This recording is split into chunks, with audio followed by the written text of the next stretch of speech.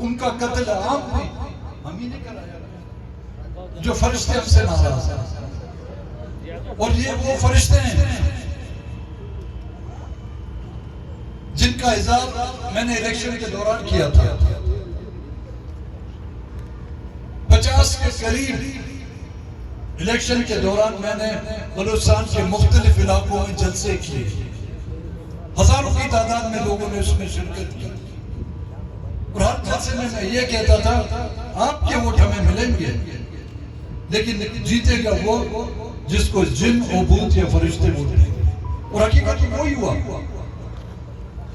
जिसके 4 वोट थे वो 704 हो गए, जिसके 14 वोट थे वो 814 हो गए, और जिसके 700 वोट थे उसके सिर्फ 7 हो गए। ये जादू का करिश्मा इसी मुल्क में होता है। जीती हुई सीटें हमसे ले गए। मैंने पहले भी कहा था इलेक्शन में जब कागजात नामजदगी दाखिल किए जा रहे थे तो मैंने कहा था कि 2018 का इलेक्शन फैजाबाद का इलेक्शन और 2024 का इलेक्शन फैसलाबाद का इलेक्शन। बात बहुत से लोग आप लोग नहीं समझे होंगे, मुझसे पहले भी मुकर्रमीन आए थे। अभी तक हम बात जो शब्द में कर रहे, शफ्तालू नहीं कर रहे।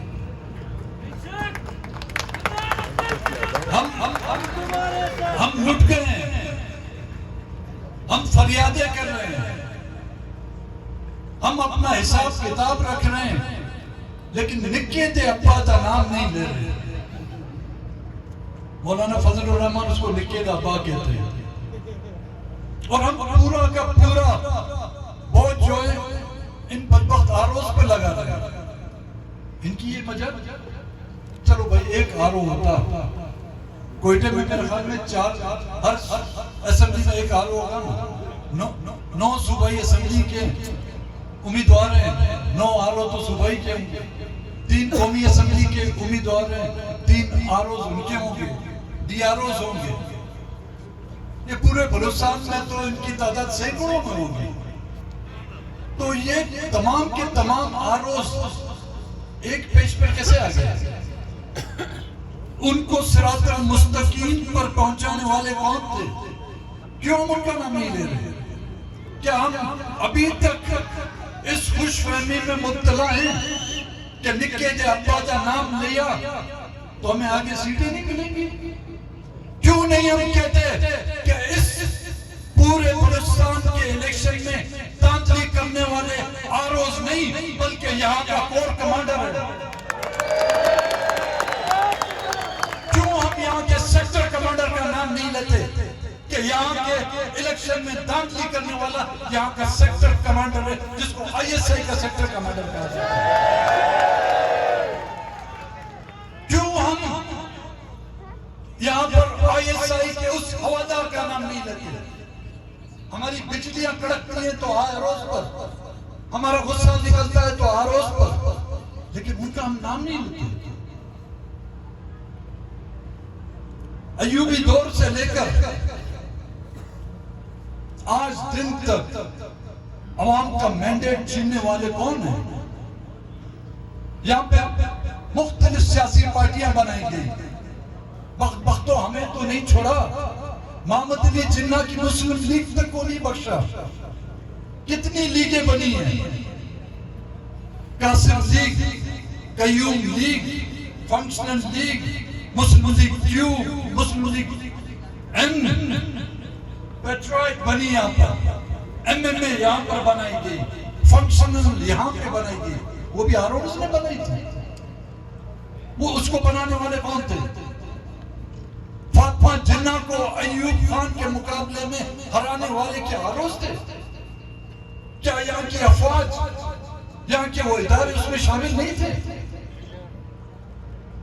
क्या इस मुल्क को 2 लाख करना किसी सियासी पार्टी का सिर्फ काम था? हाँ, इसे हम इनकार नहीं कर सकते कि इन वाकयात में सियासी पार्टियों को भी इस्तेमाल किया गया है। जब पाकिस्तान 2 लाख हुआ, मुजीबुर रहमान की 180 सीटों के मुकाबले में पीपल्स पार्टी की 80 सीटों को जो है अक्सरियत दी गई। अवामी लीग की 180 जीती हुई सीटों को, उसकी अक्सरियत को ना मानते हुए उधर तुम और इधर हम का नारा यहां की पॉलिटिकल पार्टियों ने लगाया था। 1977 में जो एक इलेक्शन हुआ था, जिसको भी एक धांधली का एक इलेक्शन कहा जाता है, उस 1977 के इलेक्शन में मुल्क का हुक्मरान और उस वक्त का इलेक्शन कराने वाला कौन था? जुल्फिकार अली भुट्टो था। यहाँ पे बुजुर्ग लोग बैठे हुए हैं, उन्होंने जाके वोट भी दिया होगा। उस वक्त भुट्टो जिंदा था वो इलेक्शन में। 2024 में तो हम भुट्टो को जिंदा कर रहे हैं। 1977 के जो इलेक्शन है वो एक तारीखी पाकिस्तान की पार्लिमानी सियासत में एक और सियाह दफा था, और उसके बाद कई दफे लग चुके हैं।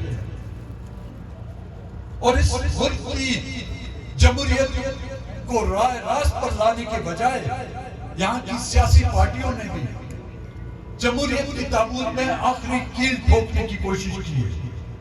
और वो पॉलिटिकल पार्टियां, मियां साहब, जब आपका वोट छीन जाता है तो आप कहते हैं वोट को इज्जत दो। आपके वोट को इज्जत है, हिंदुस्तान के वोट के लोगों को इज्जत नहीं। आपके वोट को इज्जत है। आपकी कायम करता निगरान हुकूमत में हमारी खवातीन को जो बेइज्जत किया जाता है इस्लामाबाद की सड़कों पर, उनकी कोई इज्जत नहीं। आपके वोट की इतनी इज्जत है, लेकिन हमारी मसक शुदा लाशों को कफन पहनाना भी, वो इज्जत भी हमें आप नहीं दे सकते। आपकी एक सीट चली जाए तो आप आर्मी चीफ से लेकर DGISI तक, फौज तक जो है को बुरा भला नहीं कहते हुए नहीं थकते। हमारे घरों के घर मस्मार किए जाते हैं। हमारी इज्जतों को ऐसी शाहराहों पर हाथों पर पकड़ कर उनको पुलिस की गाड़ियों में घसीट कर डाला जाता है। हमारी कोई इज्जत नहीं। आपकी खवातीन को चंद घंटों के लिए पाबंद सलासल किया जाता है तो आप जमीन को जो आसमान पर उठा लेते हैं। लेकिन हमारे खानदान के खानदान उठा लिए जाते हैं। 20-20 सालों से हमारे नौजवान गायब हैं। जब हम ये फरियाद लेके आपके पास आते हैं, आप हमें भेजते हैं कि जाओ आर्मी चीफ से मिले, आप हमें भेजते हैं कि जाओ DGISI से मिले।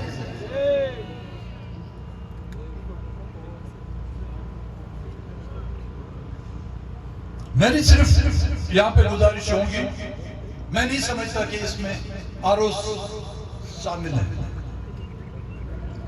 कोई भी शख्स या कोई भी कुव्वत या कोई भी इदारा, चाहे वो फौज का इदारा हो, चाहे वो ब्यूरोक्रेसी हो, चाहे वो पॉलिटिकल पार्टी हो, चाहे वो निगरान हुकूमत हो, जिनके हाथों से आईनी मामलात में मुदाखलत की जाती है, जिनके हाथों से सियासी मामलात में दखल अंदाजी की जाती है, जिनके हाथों से हुकूमत साजी में मुदाखलत की जाती है, जिनके हाथों से इलेक्शन के नताइज को तब्दील किया जाता है, मैं समझता हूं वो आइन के खिलाफ वर्जी के दायरे में आता है और उन पर आइन के आर्टिकल 6 के तहत उनको सजा होनी चाहिए।